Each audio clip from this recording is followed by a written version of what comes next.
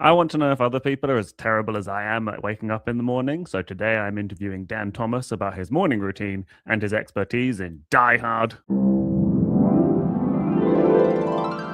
WUWAH. Good morning. This is a gentle waking up podcast interviewing comedians and creative people about their morning routines. It's called WUWAH. My name's David. I can't say the name of the show or my own surname in the first minute because the algorithm will get confused and think it's swearing because the algorithm's like, oh.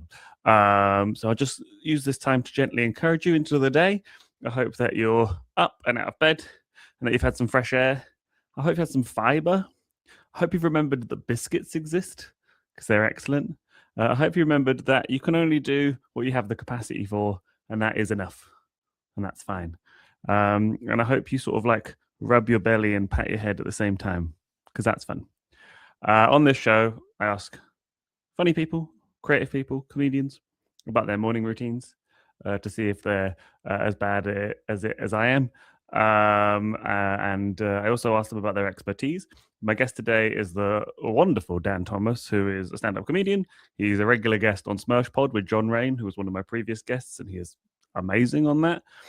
He is an actor, a producer. He was in Golden Cobra. I think he was acted in it, but he produced it, and they won a BAFTA. So that's amazing.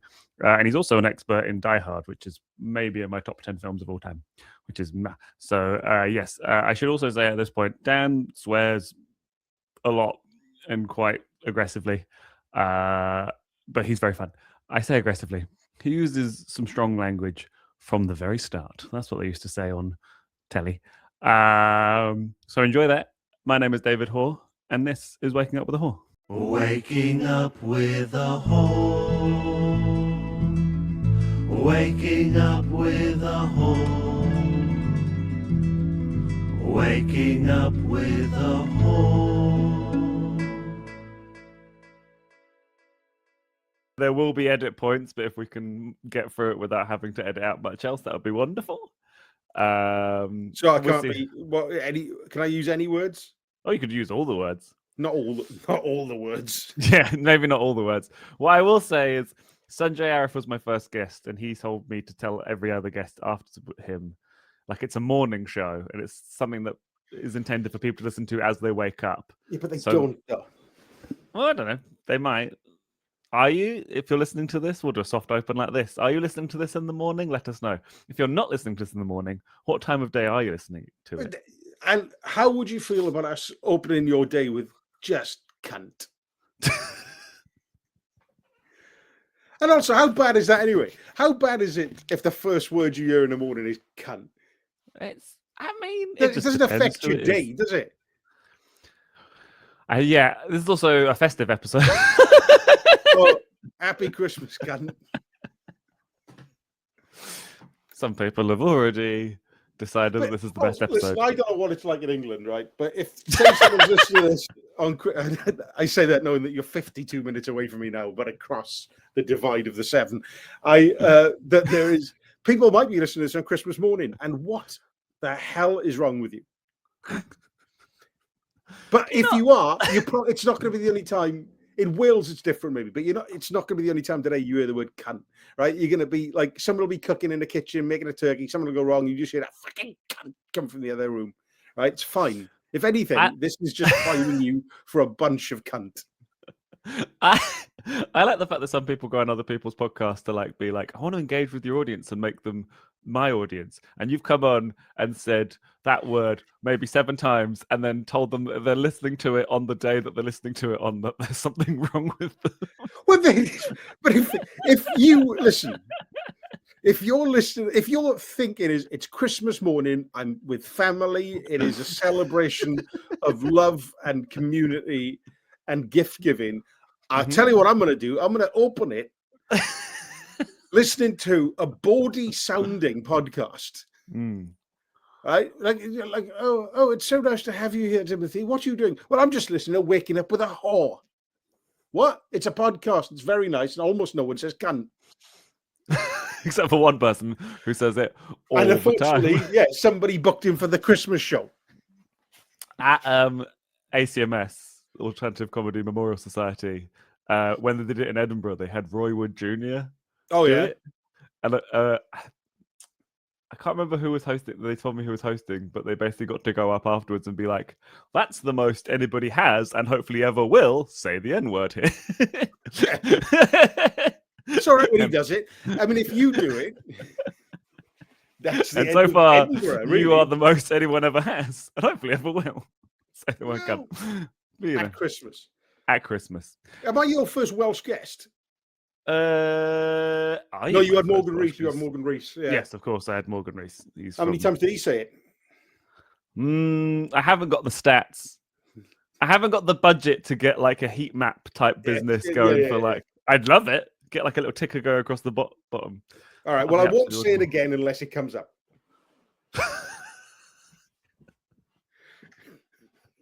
Good morning, Dan Thomas. Are you a morning person?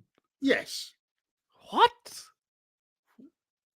Listen, you're going to have a lot of. You're only going to have two answers when you ask this question: yes or no. And you can't go what every time somebody says yes. Yes, I like the morning. I used to have. I think I've still got the sound here, but I might not use it. But I used to have cheers and boos, but it was a bit too loud for people. Well, you got a button for that. Now, just do it yourself. You've got a degree. I do have a degree. I've got a degree that means that I can very much go. Are you good through all your folders? Yeah. Do it again. Oh, sorry. I can make it louder. Get over yourself. All right. Fine. Yourself. I'm sad. I'm personally sick of morning people's moral superiority, but also just somebody with your demeanor. I wasn't quite expecting them to be a morning person, but that's no, really. With my demeanor, I want to get every day over with as soon as possible. Oh, I hadn't thought about that. Yeah, clever. And also bear in mind, I don't know how many people you've had on who've got kids, but I did used to wake up later, but then I had kids, and now I'm sort of forever going to wake up at 7:15 naturally. Not naturally. It's not natural, but I do it. This is what I'm on about. It's unnatural to wake up and be like, go on then. Are you good at getting out of bed? It depends what I got to do the rest of the day. If it's something I'll enjoy, yeah, I'll get up. Right. Otherwise, I will lay in bed and I'll read a Stephen King, or I'll do every New York Times puzzle that exists. Stephen King's quite long as well. That's really prolonging getting out of bed. Well, I'm not reading the whole thing. Imagine waking up and going, I've got a lot to do today. I'll just read The Stand from cover to cover, and then I'll do my taxes. Yeah, I do need to do my tax return, but first I'll read all of it. Yeah, all of it. I'll do the entire Dark Tower thing, and then I'm ready for the day. If you sort of lifted the Stephen King book in a sort of muscular way as you're doing it, that's kind of like exercise at the same time when you're Well, I mean, it's still, to be fair, paper. Yeah, but those books are massive. Well, they're not. But weights. Yeah. More. Well, there's less to read on them. Well, God, you're in shape. Yeah, I've been reading The Stand. Oh, good. Or you could like duct tape a weight to the back of it, maybe. Well, then it just becomes a weight. At that point, it's not. Also, most of the time it's in my lap. I'm not. Nobody's reading a book. I mean, this is not great podcast, but nobody's lifting it up and going, "Oh, I missed the back off of that sentence because it was too far away." Not yet, but maybe my That's new back exercise again, program. It said the. The end Clown of the sentence was the. Was in the drains. It's really, as long as it takes to read a Stephen King, it's going to take longer if you're trying to use it to get your lats built up. You'd never get out of bed. No. If you had to do it like that. Fair. Do you have an alarm system? Just no, I don't. No. If I've been up late for some reason, then and I've got to do something in the morning, then I'll set an alarm. But most of the time, I'm like, I'm going to wake up at 7:14. Really? Whatever happens. Yeah. That's amazing. It's just naturally no sunlight coming in, nobody else trying to get you to wake up or anything. Just. Well, this I've got very thin curtains, so that helps. Yeah, fair. You should use Stephen King novels as curtains. That'll bring down the archway, though, wouldn't it? I mean, that's because they're not that heavy on their own, I will say. But if you've got all of them stacked, like hanging, yeah, from a curtain rail, that curtain rail's going to go like, no, No, thank one you. too many pet cemeteries for me. Too many Stephen King. Why don't you read Maeve Binchy? Maeve Binchy writes quite fleet 350-page novels. Very nice. Get in, get out. Lovely Yeah. stuff. That's good. And that's good. That's really interesting that you don't even have any kind of alarm other than thin curtains and just your body being like, come on then. Yeah, what's your alarm? My body. That's pretty impressive because I have like many alarms in different parts of the house to wake me up. To In get me out different of parts, bed. well, depending on where you passed out the night before. Yeah, that's exactly right. Yeah. Because I'm mad, I'm mad for it. I'm glad I put this alarm on in the kennel outside. I've been sleeping like Snoopy out in the garden. My back is absolutely fucked from lying on top of a kennel. Yeah, my back's fucked, but my best friend's a little yellow bird now. Yeah. No, I'm terrible at getting out of bed, especially this time of year. So my bedroom is in another room, but in this room I have an extra alarm that I have to come turn off. I'll tell you, this time of get me year, out of bed. I didn't used to like getting up because I used to have a house that had tiling, not tiling, like wooden floors, and they were always cold. Whereas the house I'm currently renovating, Yeah. I've put in underfloor heating. So actually, I'm thinking at the moment we still haven't lived there, but the floor will be hot in the morning. Yes. It'll be a nice limestone floor, but it'll be hot. So I'm quite excited about that. Amazing. Well, not hot. I mean, you can't cook. Look at you improving your life. It so doesn't exciting. feel that way. It will when it's done, but at the time being, there's a lot of dust, and I think I might be dying. Oh yeah? Yeah, just from renovating the house. There's That's lumber sad. everywhere, and I looked it up, and that's bad. Oh, is it bad? Yeah. Okay. How often do you recreate the Little Britain Anybody Know dust sketch? I don't wanting know what to. that is. I don't know what that is. I don't like or appreciate comedy. Full stop. Full stop. I'll do it, but I don't care for it personally. It's not like plumbers go home and just look at pipes going, I love these. I mean, that final point is good.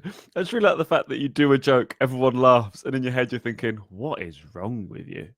Oh, come on. You've definitely done gigs where even if you're getting a laugh, it's been the quality of laugh, especially if it's not like a bit that you've prepared and it's like an improvised bit and you're like, that's rubbish. They've laughed. I've lost all respect for them. And I got 17 more minutes entertaining these cunts. It did come up.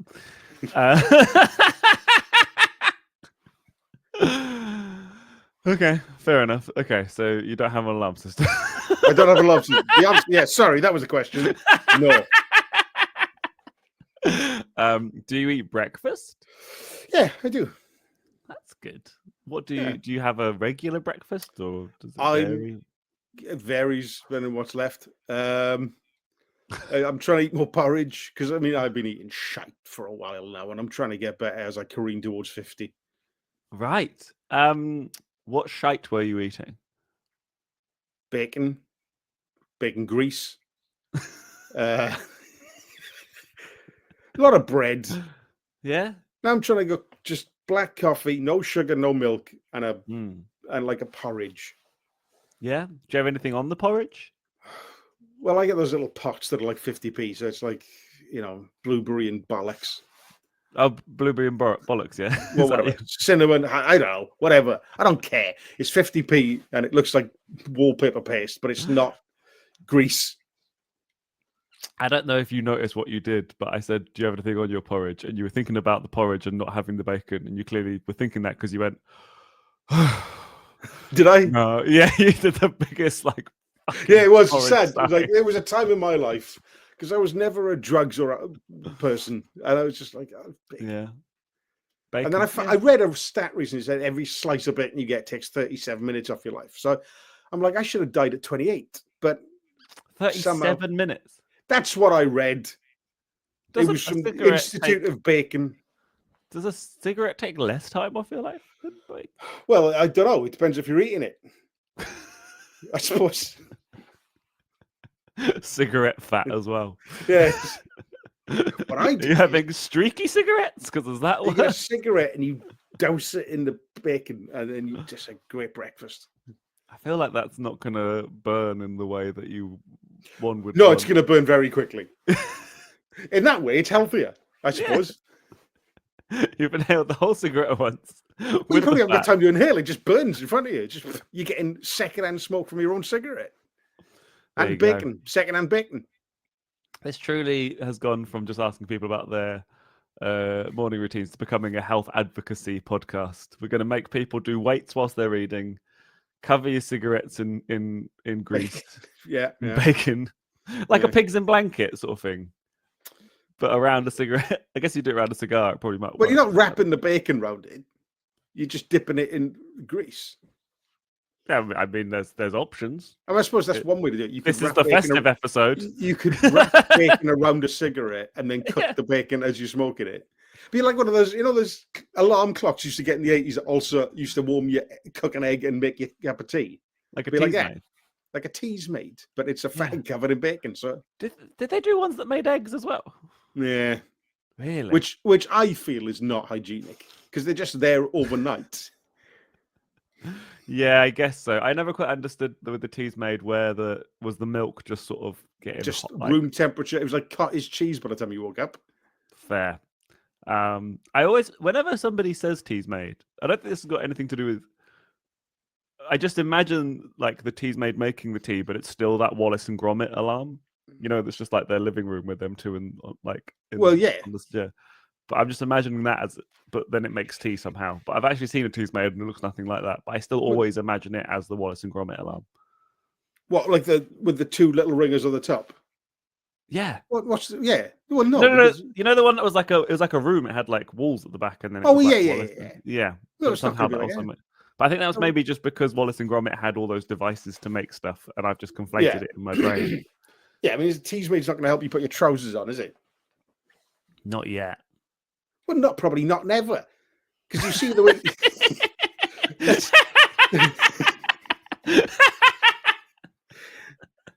Please go on Dragon's Den. Please go on Dragon's Den. Here's a clock to put your trousers on. How's that work? I don't know. I'm out. Dan, you're never in. I haven't got any money to put in. I haven't got any money. I'm not invested in it. But if you look at the way technology's going as well, no one is doing, because it would be handy to have an clock to put your trousers on. But it's like, well, we can't do that. What if we wrote a computer that writes a shit poem and draws a shit picture? I'd like to have my trousers on. Well, tough.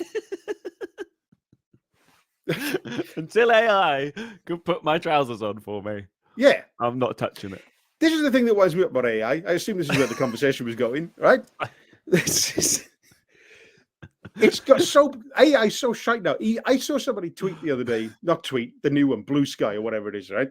Yeah. Go, they're just an advert for a washing machine that's got AI in it. What's the point of that? And then I was like, well, let's not tar all AI with the same brush. Because I looked it up and it was like, what it does is you put any old rubbish, you put everything, all your clothes in the washing machine. You don't have to separate silks from wool. And the AI in the thing goes, right, well, you fucked up there, right? None of this should be together. I'll tell you what I'm going to do. I've scanned it. I'm going to wash it in a way that doesn't ruin any of it. I'm like, that's what AI should be for. I don't want it writing. Don't write limericks. Just wash my linens. Yeah. Don't try and write anything in the style of somebody else. Just make the washing up better and put my trousers on. That's all I'm after. Well, I mean, that's your demand, not mine. I'm still happy putting my own trousers on. You don't want to wear trousers. That's no, I'll put trousers on. I don't need somebody like little Lord Fauntleroy either. Huge brag. Fine.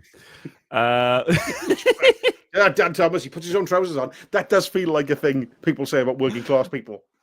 He puts his trousers on one leg at a time is literally a phrase. Or at all. Let's change one leg at a time to that man puts his trousers on. There's a man who puts his trousers on in some kind of order. Without using any kind of artificial intelligence. Doesn't use any, like Terminator 2 or whatever. Doesn't come and put his trousers on for him. He does it himself because that's how he was raised.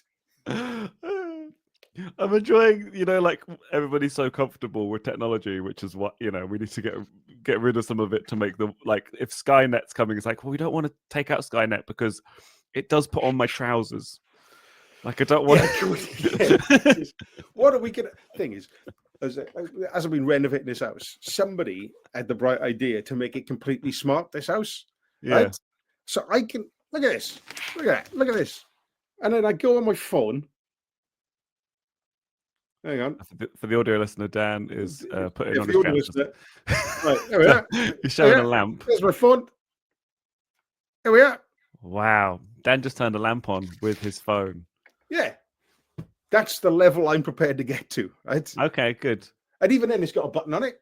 So if Skynet does take over and like starts turning the lights on and off to annoy me, Judgment Day, I'll be like, well, I got a button there. Fuck off. I like the idea of Judgment Day isn't them wiping out humanity. It's just them going, oh. Yeah.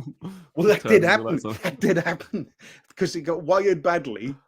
So for a bit, when somebody was downstairs and turning the light on, it would turn on the light in my bedroom here. So I woke up at 4:30 in the morning when the light came on because somebody in the other part of the house went for a shit. Wow. So that was sort of my Terminator 2, that was. And you've got very thin curtains, so you're, I got very very thin. susceptible. Well, yeah, so I had another 3 hours to go before I had to wake up. But no, 4:30 in the morning. Oh, well. As long as somebody's found their way to the toilet. Somebody flushes your loo and it turns all the lights on. Well, that hasn't happened yet, but I can see that happening. I'd like to kind of see Wallace and Gromit battle AI. I think that's what I'd like. Well, they did, didn't they? Oh, yeah, no, they did. The trousers, yeah.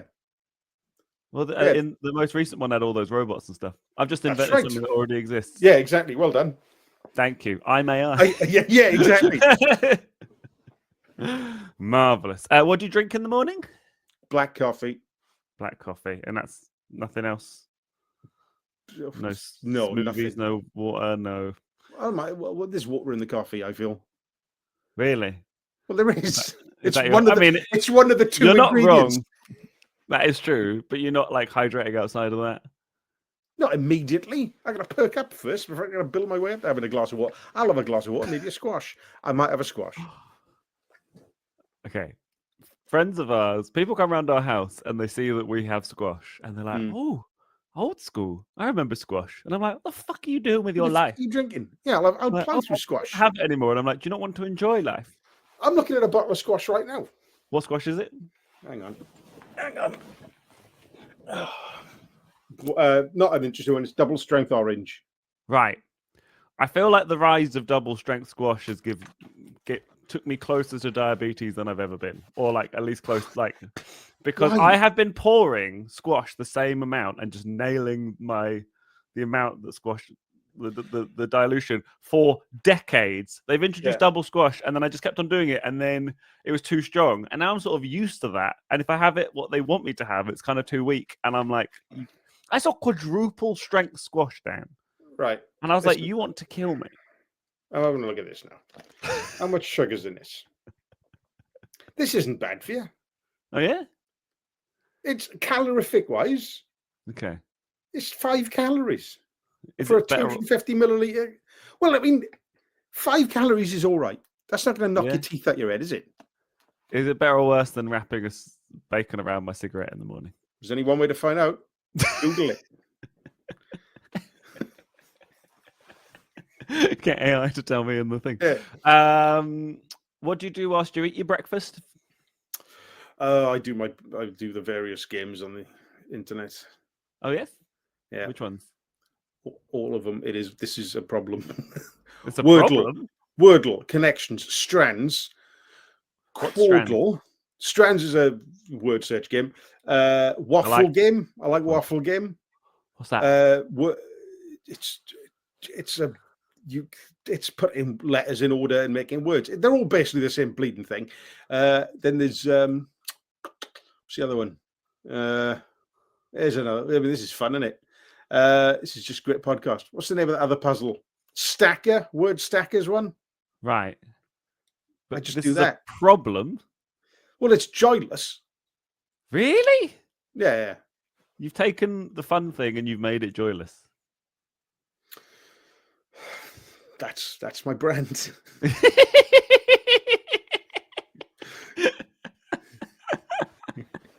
You did another one of those very heavy sighs, Dan. Yeah. Do you put anything in your porridge? You don't find playing games fun. I don't find it, no, because that's become a bit of an impulse beyond. Like, I'm not doing it because it's like, I love this. Right. I can still play video games and go like, this is gonna be a fun way to spend a Saturday afternoon or whatever. That's not like, although actually, come to think of it, I smashed through Red Dead Redemption in about 70 hours, not joylessly, but just like to get through it. Whereas everyone else I know took 300 hours and they're like, I learned to fish and hunt. I was like, well, that's not part of the main story. Can't be fact. I'm not a side quest person. Fair enough. But so what are you just? How often do you get them right every time? Are you quite consistent with getting these right, Yeah, or do you? pretty much, yeah. Yeah. And is it if you don't get it right, is it even more upsetting than if you just hadn't done it? No, I feel nothing. Okay. I feel nothing either way. This kind of upsets me a bit. Like, Sometimes if I don't get a Wordle, yeah. actually, no, every time I don't get a Wordle, which is quite rare, maybe once a month I'll fail the Wordle, and I Mhm. will audibly out loud for some reason go, oh, it's like that, is it? And I'm like, part of me superstitiously goes, well, it's going to be that kind of day, is it?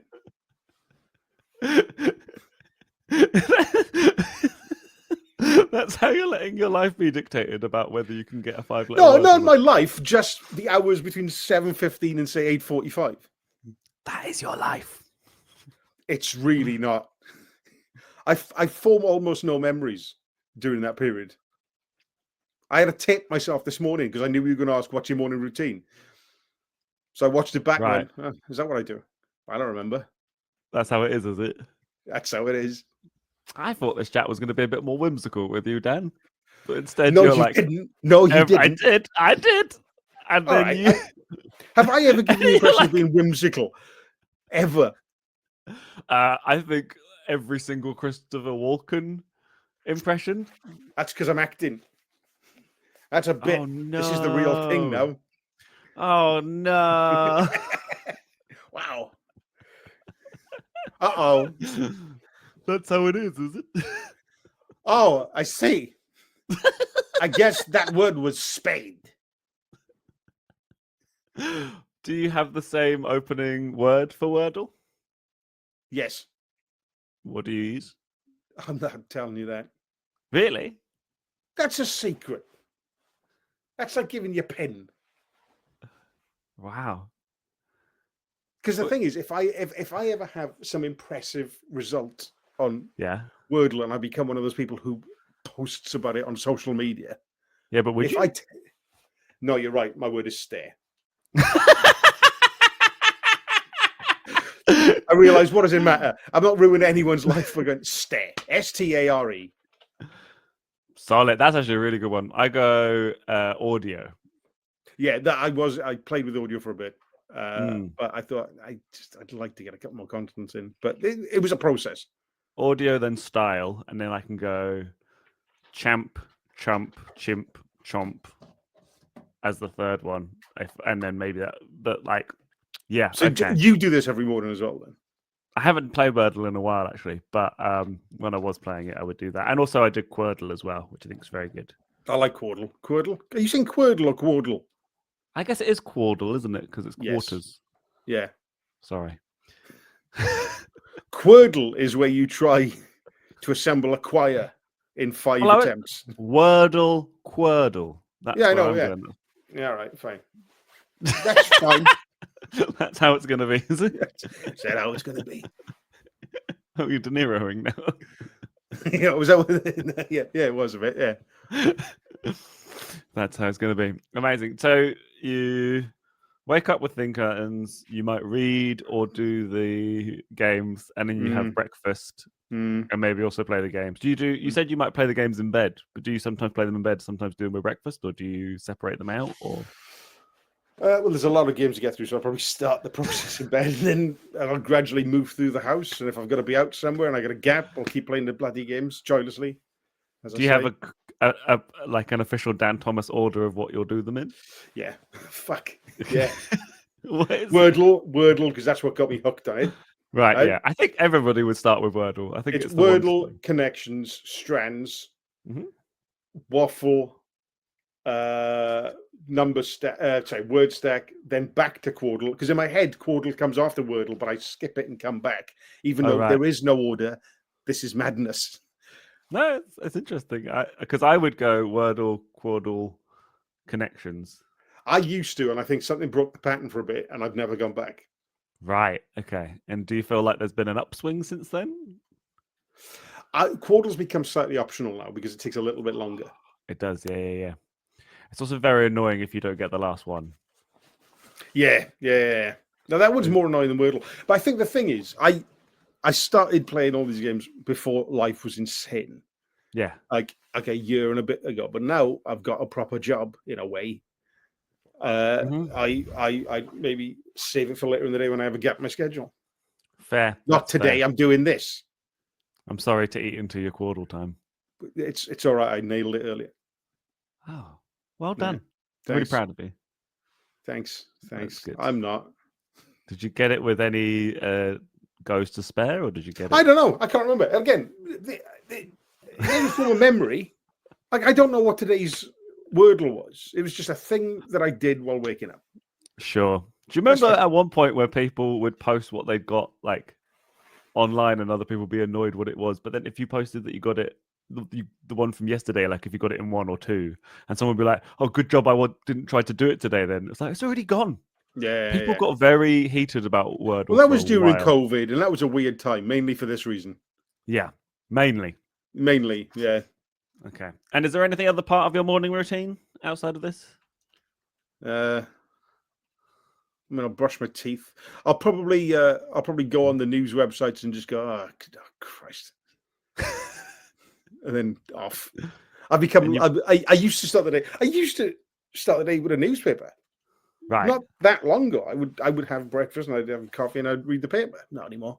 Couldn't give a fuck. That's fair. That's absolutely fair. And yeah. You do brush your teeth after having breakfast, right? Yes. Great.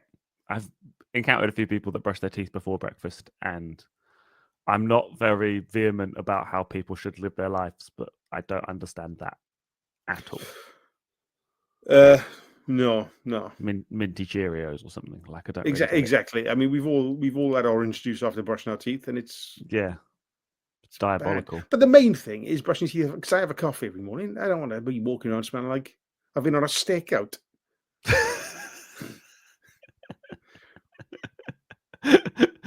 Well, fair enough. Yeah. You can watch my new YouTube comedy special, 1000% Musical Comedy, on YouTube on my YouTube channel. Thank you to everyone that's watched it so far, and if you haven't seen it yet, please go give it a watch. I hope you enjoy it. Well, thank you for telling me about your morning routine, Dan. I also like to ask people about their expertise, and you, of course, are an expert in Die Hard. Well, yeah. I mean, it's one of my favorite films. Great. And I think I said it facetiously when you said, "Come on, you've got to be an expert in something." I don't know anything about anything, and I facetiously said Die Hard, and you said that, and I was like, "All right, then." Great. I suppose I should read a textbook about Die Hard, but there aren't any. The comedian Amari Douglas, when I said, "What's your expertise?" he said, "The implementation of modern technology into football." And then when he sat down to record it with me, I said, "So your expertise is being quite tall." And we talked about that for a while, and it was a very good conversation. But the way I delegate what expertise are is pretty whimsical. What is Die Hard? For those people that are listening or watching that don't know, what is Die Hard? All right. Everyone knows what Die Hard is.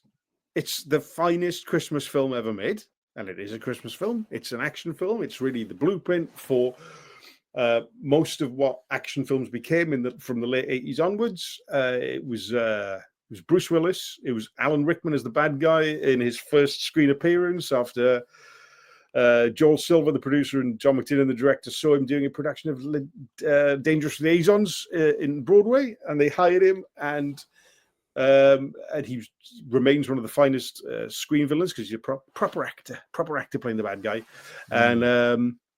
And it's about terrorists taking over a new corporate headquarters, Japanese corporate headquarters based in LA's Century City, and it's great.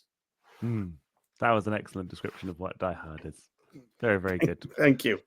Do you have a favorite character in Die Hard? Yeah, I mean, I do really love Bruce Willis, but I think it probably is Alan Rickman as Hans Gruber. Solid. Absolutely solid.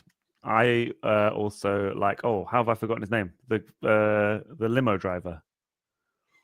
Argyle. I really love Argyle. I love any time it cuts back to Argyle and he's got the giant teddy bear. Yeah, well, I don't know why that kid, because that's an iconic role in a iconic movie, and I've never seen that guy in anything ever.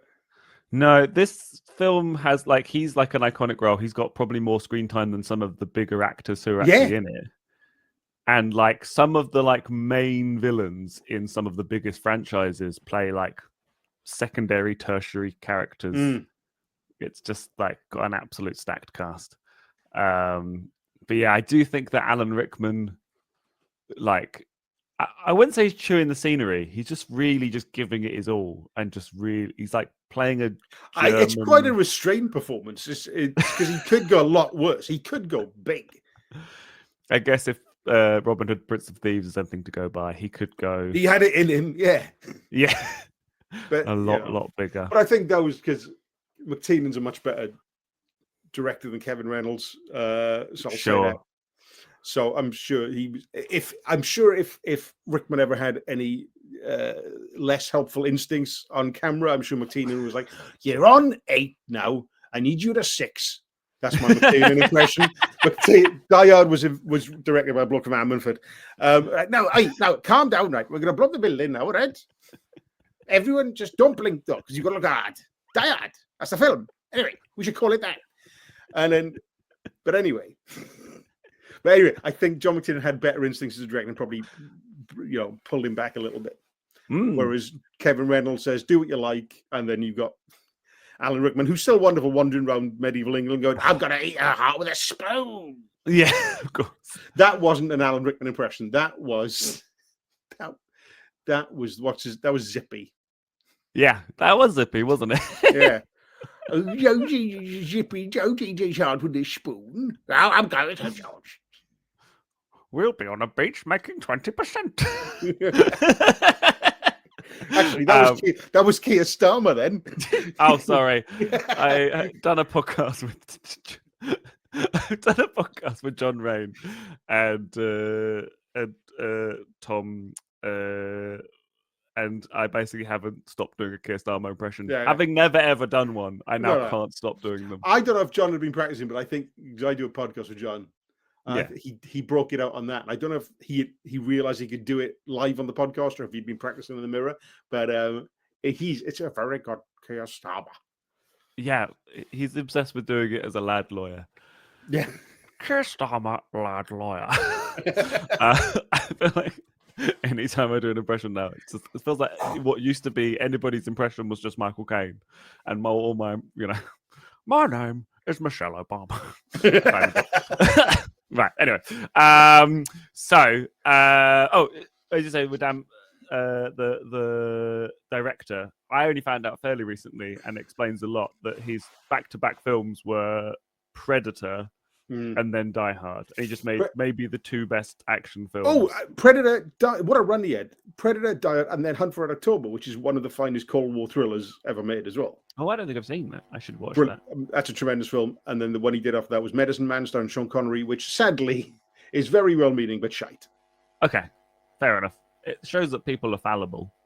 Yeah, but it's just amazing that someone. Well, to be fair, he went to jail and all. I mean, he's done a lot of stuff. Oh, very fallible. Yeah. Jimmy fallible. I didn't want to say that. I thought of it, and I'm sorry. I'm sorry. Okay. There is a hum coming through, and I can't tell if it's my end or your end. I can't hear a hum.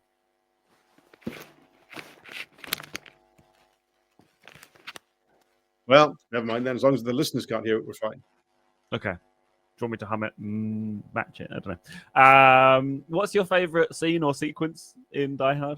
I like the scene where, consider it's an action film, I like the one where Bruce Willis and Hans Gruber meet for the first time, the only time really, and have a bit of a chat. And Hans Gruber pretends that he's just an American businessman. Yes, and he says that he's Bill because it's William. Bill Clay. Bill Clay. Yeah. Do you know what? I haven't even revised for this. I just remember all this stuff for no reason. That's all right.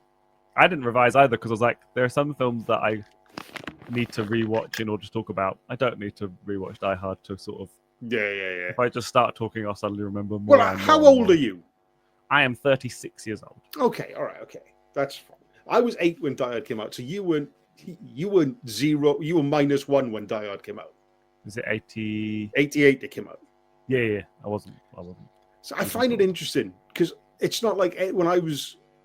There's apart from me, like Empire. Well, no, there's no movies from 1979 that a year before I was born where everyone kind of knew, except maybe like I guess Empire Strikes Back was 1980. There's no 1970. There's nobody. When I was growing up, it wasn't like kids going, "Oh fuck, I tell you what I love, the Cassandra Crossing with Richard Harris."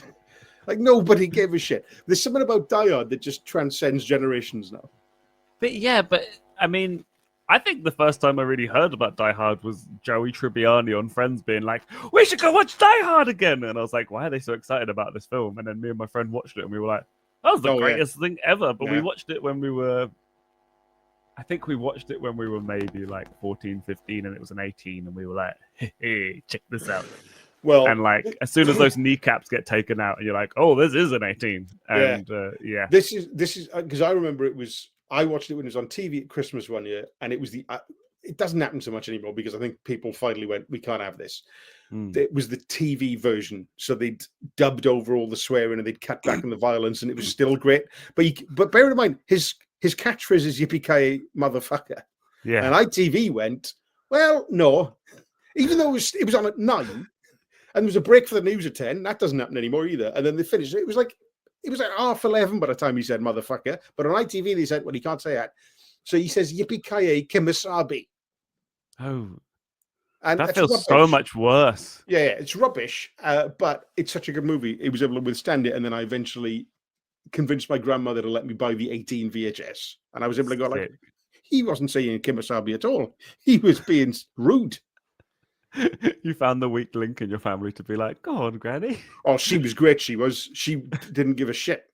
She thought I used to convince her that 18 on the stick on the box just meant like out of 20, like really good. Amazing. So it's like, there's a lot of very good films. Yeah, Aliens, really good film. 18 out of 20. Die Hard, Alien 1. And then the woman in W.H. Smith goes, she goes, "This is an 18. You can't buy this." And I just pointed at the oldest woman in the world and said, "She says it's fine." Like, all right, and just no questions asked. That used to happen. News in the middle of films used to happen. You reminded me of the past quite a lot. You're doing a very good Peter Kay. Well done. Do you remember when we used to stop garlic bread for the news? No. Do you remember we used to wrap our cigarettes in bacon, Peter? No. And go and have a war. I think I might have brought this up before, but I had like Kerrang the album 2 or Kerrang the album 3, and it had Papa Roach Last Resort on it, right? Or Between Angels and Insects. Either way, the version that I had on the compilation was censored, and then I went and bought the actual one, put it on the car with my mum, and it went from being like, and I didn't realize that was censored because they didn't bleep it; they just dropped it out, and it's suddenly like, "Fuck this bullshit," and my mum's like, "You're 11. Why have you bought?" Yeah. And I was like, I didn't know. No, something similar happened to me yesterday. I was in the car with the kid, one of my kids. I've got dozens of them, and I got Alanis Morissette came on Spotify, and I forgot that it was Jagged Little Pill, the album, and I forgot that there's the song starts talking about going down on somebody in a cinema. Mm-hmm. Yeah. And I was like, oh, sorry about that. It turns out she wasn't listening. She was on her phone. She was doing Caudle or whatever kids do these days. These kids these days love connections. She was scrolling through CFAX on her phone. She was. Marvelous. It's good to know that the youth are still connected to CFAX. I mean, the next question I've got written down is Die Hard the best action film? I think yes. You've already said yes. It's probably a joint. I think if Aliens counts, those are my two favorite movies. And Aliens, it's not as overtly an action film; it is more military. So, but those two are my favorite movies. So, but Die Hard is the better action one. Yeah. I am impeccably bored of the "Is Die Hard a Christmas movie?" Well, it doesn't matter. But I know it doesn't matter. But I think all of that completely because people are like, "Oh, you can't say it's the best Christmas film ever," and I think a lot of people who don't like it prefer like Home Alone or like films with magic in. And Home Alone's a Die Hard remake, so it doesn't really matter. And also, just annoy people. Home Alone could be set at any time of year, but Die Hard is about going to a Christmas party. Anyway, yeah, but Die Hard could be set. It just annoy people again. Oh, Die Hard! I think that's the best Whitson film ever made. Yeah, Well, exactly. But it undermines the fact that it's just like maybe it's definitely in like my top like 10 films of all time. Yeah. Which is why I say it's my favorite Christmas film. It's not like I'm trying to be, because people are like, oh, you're trying to be edgy, and it's like, no, it's just an incredible It feels film. Christmassy. It's got the jingling, jangling. It's the score that makes it Christmassy. Yeah. It's the score and the source music, because obviously you have, I think it Yeah. is it Dean Martin over the end credits? Yeah. Yeah. Dean Martin, all of the Christmas images, Yeah. all of the Christmas items. It's a Christmas miracle. There's so much Christmas in that film, and it just helps support everything that's going on. It helps supports the humor. It helps supports the reason why he's there. Mm. It's so embedded in what is happening, and it all helps support just this amazing action film, which has so many, just like everything is set up and everything pays off, and you're not walking away being like, oh, that didn't quite pay off how I wanted. It pays off, and it pays off in like the best way imaginable. Yeah. Everything is just wonderful. And which of the Die Hard sequels is your favorite? I think it probably is With a Vengeance, Yeah, 3. because McTiernan's back. I didn't particularly like Die Hard 2 when I first saw it. It was all right, it was fine. But it wasn't until later I went, actually, that got a lot of good stuff in it. But the third one I really did enjoy. At one point, I'd only ever seen 1 and 3, and then I eventually watched 2 just because people said it wasn't as good, and I was like, this is great. Yeah, Because it is. It is. But I think because it's not quite of the standard of the others, I was expecting it to be a lot worse. No, and it's not. It's more standard for the time. But that one hasn't got as good a villain in it, is the problem. No. It's a bit more like Die Hard B movie. It feels more like a kind of standard film. Well, yeah. But if anyone specializes in doing a competent but slightly shit version of another film, Rennie Harlin is your man. I don't know who that is. Well, he directed Die Hard 2, and he is. Right. If you like a man who knows how to light a shot and frame a shot, but is broadly speaking workmanlike, get him in. What else has he done? He did. To be fair, he's done a couple of movies I love. He did Cliffhanger. He did one of the Nightmare on Elm Streets, the 80s ones. Actually, Cliffhanger's great. And he did Long Kiss Goodnight, which is another cracking Christmas movie. You'd enjoy that if you haven't seen Long Kiss Goodnight. No, I haven't seen that. Oh, you'd love that. That's another Christmas action film. I've got a viewing list. I've got homework. You have, yeah. But it's not homework. This is for pleasure. It's like the opposite of me doing puzzles. I was about to say, you could talk. I play games every morning with breakfast. How is it? Joyless. Joyless, but not absolutely. It doesn't joyless. make me sad. It just doesn't make me happy. And then he did.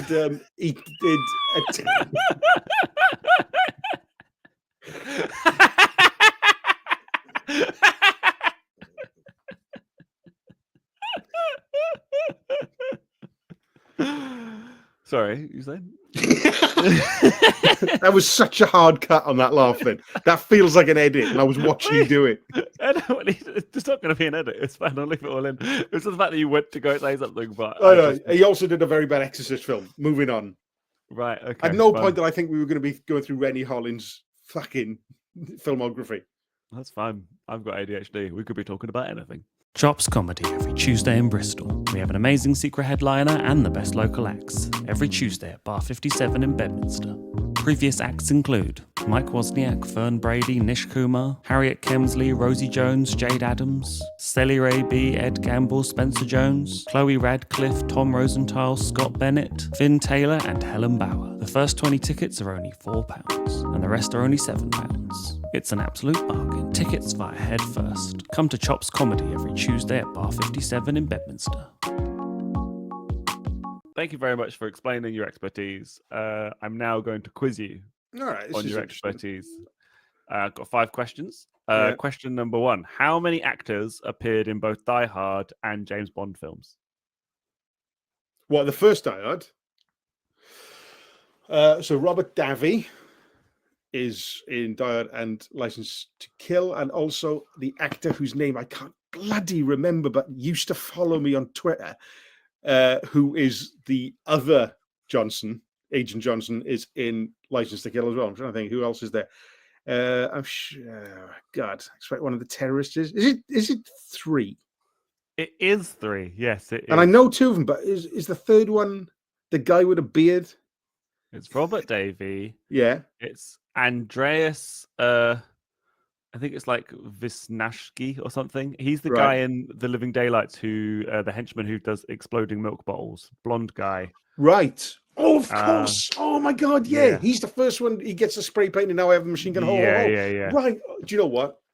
I wouldn't have got that. I've only now realized, because to be fair, a lot of Northern European blonde men look the same, don't they?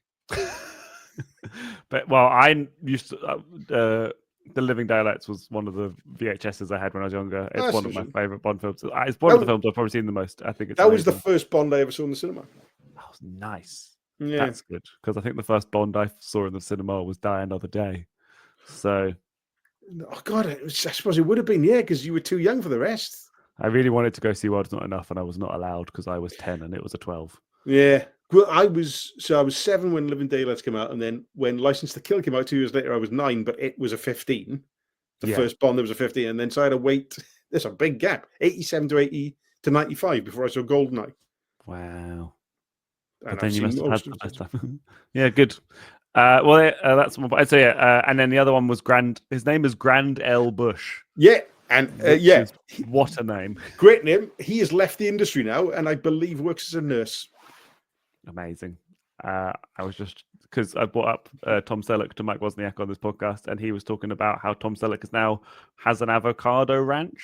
That's right. Yeah, and got into trouble because Oh, really? he's procuring water for his avocado ranch in a way that was unethical. But this was several years ago, and I don't want to start any new rumors about how That's fair Tom Selleck grows his avocados. The other one that gets me is Terminator X from Public Enemy, the DJ, now an alpaca farmer. Right. don't know who that is, but good luck to him. Well, you know Public Enemy, Yeah, Fight the Power, all that. yeah, I know sort of stuff. that, but I don't know And which now- one's Terminator X. He's the DJ, but he's gone from being with like Flavor Flav and Chuck D, and really like being on the forefront of being a radical, to alpaca farming, which is fair play to him. But it's just quite. I thought it's quite a left turn. Well, not really. You get to a certain point in life, it doesn't matter how mad you've been. You just want to, like, you know what? I bet alpacas don't give you a bunch of fucking shit. Do you want to hang out with Flavor Flav, or do you want to hang out with alpacas? I mean, if you're asking, Yeah, alpacas. yeah, there you go. Question number 2: True or false? I own 2 copies of Die Hard. Oh, that seems. I mean, so is that 2 minimum or 2? That's the number. That's the number. Well, I own 3, so I think 2 is very achievable. So I'm going to say maybe you own more. So you're saying false? I'm going to say false. You're wrong. I own 2 copies of Die Hard. The fact that you've got 3 is actually kind of amazing. I've got the Die Hard Speed double DVD box. Yeah, And right. then when I worked in Blockbuster, a guy came in to exchange his like DVD collection, and the amount that he would have got for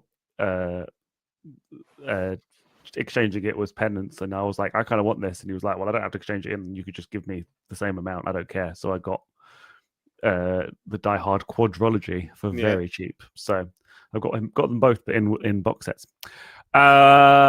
Question number 3: True or false? There's a deleted scene in which Wait a John minute, just so McClane- you know, that's not knowledge about Die Hard. That was testing my knowledge about you.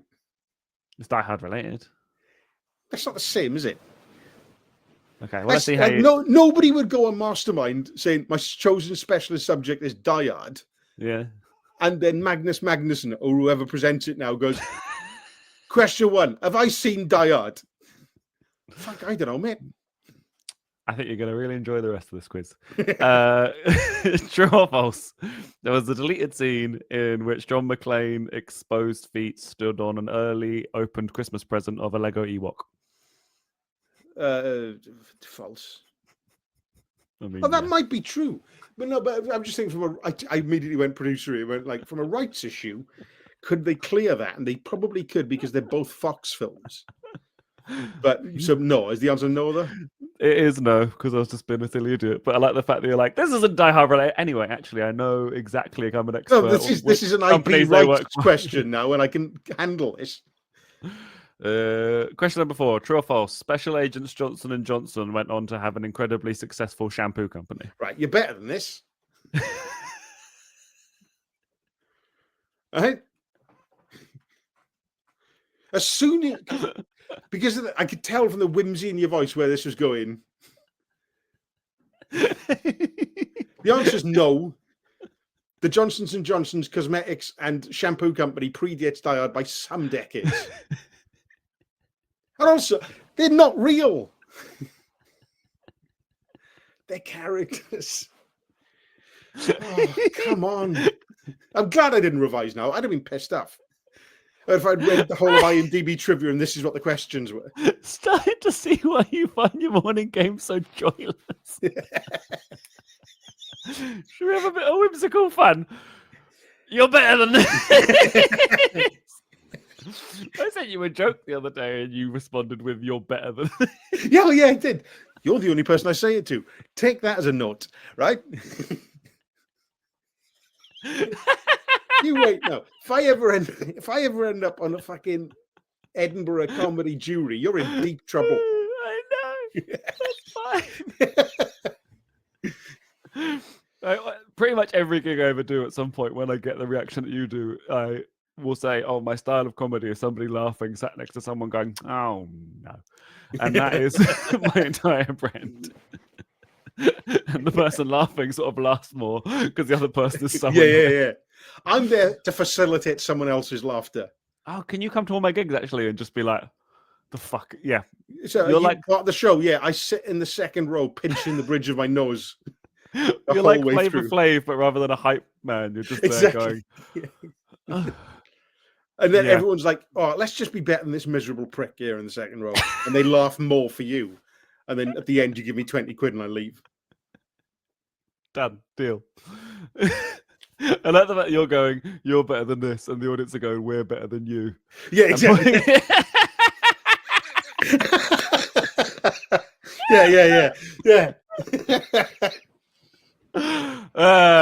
Marvelous. The correct answer is false. They both died in the helicopter crash. I forgot what the question was. Oh, the Special shampoo Agent thing. Johnson & Johnson went on to have a special. Yeah, I remember now. It's all come flooding back. And it's all coming back to me. All right, and your final question. Question number 5. Where did Bruce Willis' single "Respect Yourself" chart in the UK in 1986? See, that's more like it. Because I tell you another thing. I own 2 copies of that fucking album, both on vinyl.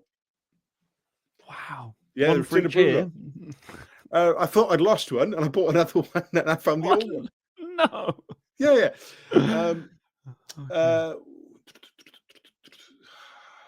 What year was that? 87. He wasn't that big a name. Let's say, I'm going to say in the 40s, maybe like 42. Got to number 7. Did it? Yes. What a time. I know, right? Well, I mean, we haven't highlighted the fact that when Bruce Willis did Die Hard, he was basically known as like a sort of like comedy. He was a comedy actor. Yeah. Comedy actor who also did, I mean, it's not quite the same as Richard Ayoade being the new like action hero star, but it's kind of, it's basically a guy that was known for like whimsical comedy, and then all of a sudden he's shooting. Well, not whimsical. Actually, that's not true. Moonlighting was actually pretty fucking whimsical. Yeah, you're right. But Blind Date wasn't, and his movies weren't. He made shite as films before Die Hard, really. The guy I worked with in Blockbuster always used to be like, I went to go see Die Hard with my friends, and they were all like, "It's going to be great," and he went in being like, "This is going to be awful," and he left being like, "That was the best thing ever." Yeah. How? And part of the joy of it was the fact that you weren't expecting it to be that good. Yeah. Also, we should highlight one of my favorite Dimitri Martin jokes is about how when you think you're allowed to do a soft laser sound, like you can be like, but you can't do like a hard, you can't think and be like, but your thinking noise is like a horse gallop. Me? You probably didn't even notice. Yeah, you went. I don't know if you. Oh, really? Sometimes I observe stuff about people and they're like, I didn't notice that at all. So I've been sighing and doing horse noises all the way through. Really pondering where Bruce Willis might have got to in the charts. It really was, yeah. Using the horse thoughts to be like galloping towards the knowledge. Fun. Well, Dan Thomas, where can we find you? Oh, I should say you got 2 out of 5, which is fine. Doesn't matter. Especially considering you find very little joy in quizzes and you particularly hated wait. Quizzes I like. I love a pub quiz. Right, okay. Right? This wasn't that. I thought it was going to be like, what was the name of the production designer? What was the name of the production designer? Jackson Degovia. Don't get any points for it. I'm not interested. Don't want him. That's knowledge is its own reward.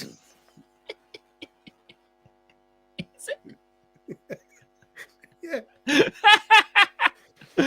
You seem really, really chuffed about knowing the knowledge. I'm not 100% sure I'm right now. I'll have to look it up after. Oh, God, hang on. Wait a minute. I've got to check if I'm right. We're doing live Googling, folks. Oh, yeah. We're Googling live. You're listening to Dan Thomas. Production design. I'll sort of pointlessly finding out who. No, well, it's not for you. It's for me. Yeah, Jackson Degovia. There we are. Very, very nice. There we are. Very, very nice. Great. Where can we find you online? Oh, don't bother.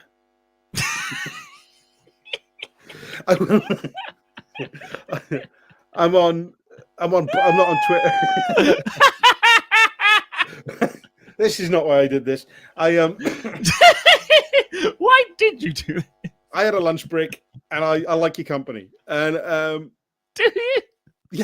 Yeah. This is what that looks like. Can you imagine what a living hell it is for the people who are in my life every day? Right? I know some of the people that are in your life every day. Yeah, Oh. and they're all in therapy. Maybe you should be as well.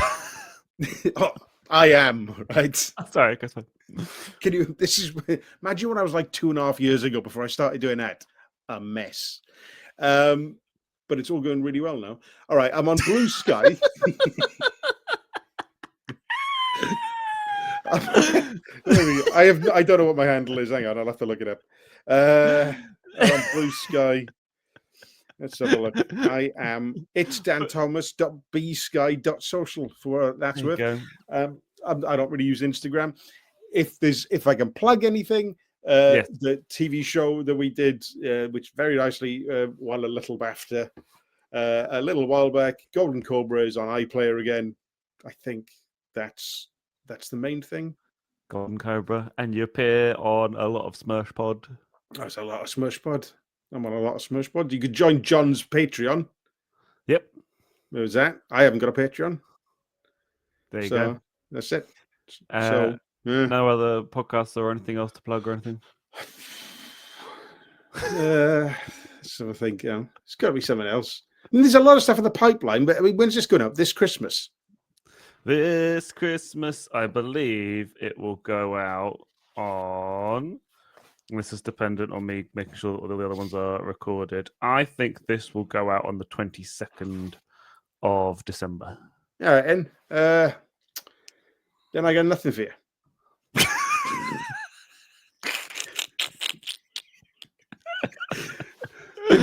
I tell you, I'll plug this just in case. There's a film we produced called TAFE, which will be on S4C, so presumably iPlayer. It'll have English subtitles. It's a very nice LGBTQ plus comedy that we made.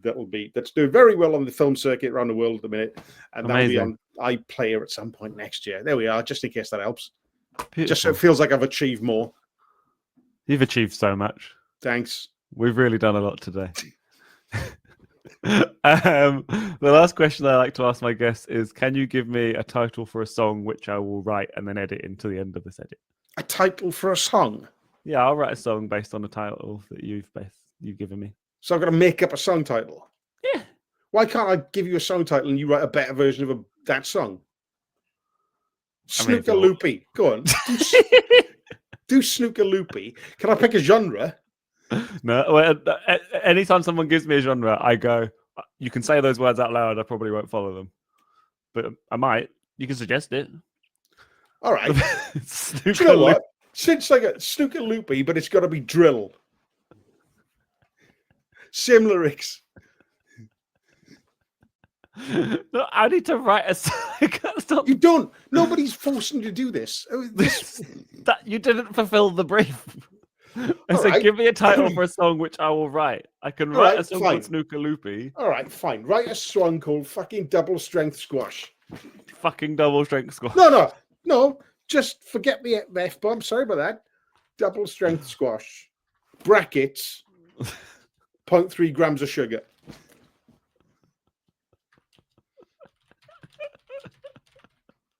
Love it. I love a song with brackets. Very Megadeth. Yeah, Lovely. it. Yeah. That's what I was thinking when I said it.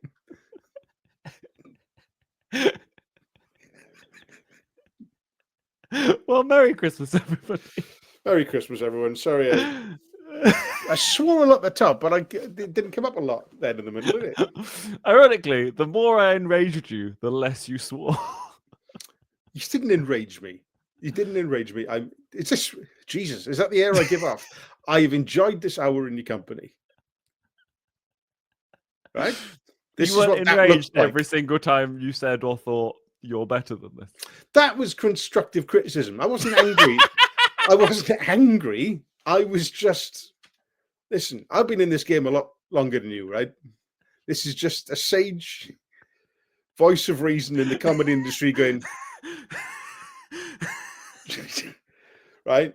If you're going to take the names of the 2 FBI agents from Die Hard and do a shampoo gag, fucking have a look in the mirror, right? That's the only comedy advice I've given anyone. Usually, my 3 pieces of advice are: get up there and enjoy yourself, right?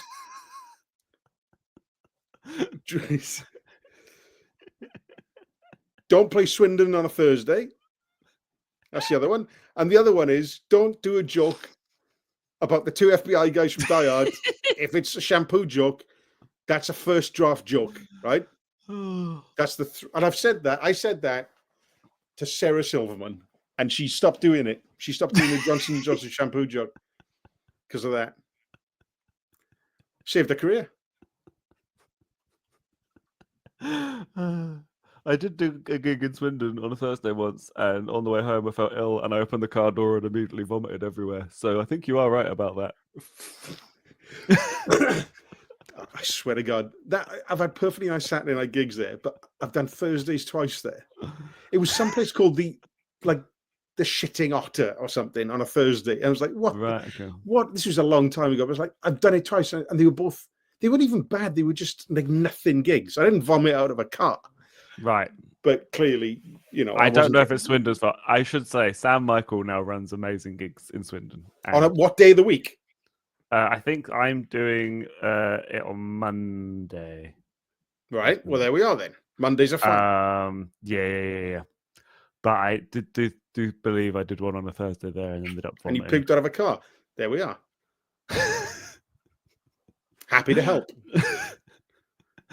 Well, well, Dan, thank you for waking up with a whore. You've been a wonderful guest. Thanks. This was really. I had a great knife leaving you sigh that I had a great time. This was fun. I enjoy your company.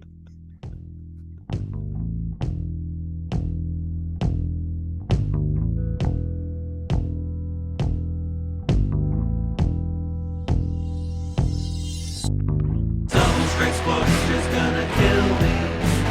Double straight squash has made me unhealthy. It's not because of all my other habits. It's the ratio of cordial to water. God damn it! It's not because I don't eat fruit or veg. It's not because I don't get enough sleep in my bed. It's not because I don't exercise. It's the strength of this summer fruit is now twice the size. I spent 30 years pouring it exactly the same, and now I have to learn the basics again. I already like my squash roll, but now my blood sugar levels are all wrong. Double straight squash is gonna kill me. Double straight squash is gonna kill me. Double straight squash is gonna kill me. Double straight squash is gonna kill me. Thank you to the whimsical Dan Thomas. Please go follow him at It's Dan Thomas on Instagram. This is the last WUWAH of the year. Thank you for waking up with a whore. I will be back in the new year with some wonderful guests. I hope that you have a lovely festive time of year. Merry Christmas and other events. I like the festive gooch, the bit in between Christmas and New Year. You just do nothing. That's very nice. Please go watch my special 1000% musical comedy if you haven't already. And my last bit of encouragement for you for the year is please eat 3 meals a day. Please go for a walk. Please stretch. Please eat lots of biscuits. Be kind to yourself and have a lovely year. The rest of the year, have a lovely rest of your year. My name's David Hoare, and thank you for waking up with a Hoare. Try and have an adequate day. Meet your basic needs and don't be a dick.